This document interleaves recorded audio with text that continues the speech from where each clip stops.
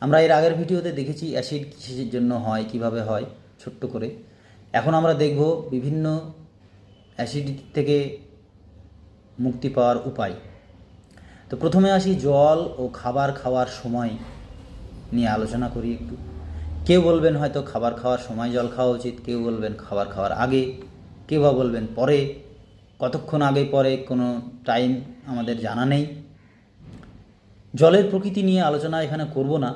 আরও জল ফিল্টার খাবেন, নাকি কুয়োর জল খাবেন, নাকি টিউবওয়েলের জল খাবেন, নাকি ঝর্নার জল খাবেন, নাকি মিউনিসিপ্যালিটির ক্লোরিনেটেড জল খাবেন, সেটা নিয়ে আলোচনা করতে গেলে ভিডিও অনেক লম্বা হবে। যদি আপনারা চান কোনটা স্বাস্থ্যকর, সেটা আমি পরে আলোচনা করতে পারি।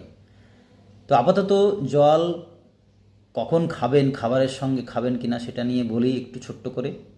সেটা হলো, ডক্টর দেবেন্দ্র ভরা আয়ুর্বেদিক মতে তিনি উল্লেখ করেন যে জল যদি খেতেই হয়, খাবার খাওয়ার 30 থেকে 40 মিনিট আগে একটু জল পান করতে পারেন। খাবার খাওয়ার সময় একদমই জল পান করা উচিত নয়। মানে যদি খুব অসুবিধা হয় প্রথম সেক্ষেত্রে আপনি জলে চুমুক দিতে পারেন একটু। পরবর্তীতে ধীরে ধীরে সেটা অভ্যাস হয়ে গেলে দেখবেন জল ছাড়াই খেতে পাচ্ছেন খাবার। এবং খাবার খাওয়া হয়ে গেলে তার 30 থেকে 40 মিনিট পর আপনি জল পান করতে পারেন, সেটা উত্তম। এতে হজম প্রক্রিয়া স্বাভাবিক থাকে, পরবর্তীতে আর মনেই হবে না যে আপনি জল খাননি। এতে কি হবে, হজম তো হবেই ভালো, তার সঙ্গে সঙ্গে গ্যাসের ওষুধও কম খেতে হবে, এতে আর্থিক সাশ্রয় হবে। কিন্তু অ্যাসিডিটি হলে তো জল ওষুধ খেতেই হবে, আমি অ্যালোপ্যাথি হোক বা যেই হোক,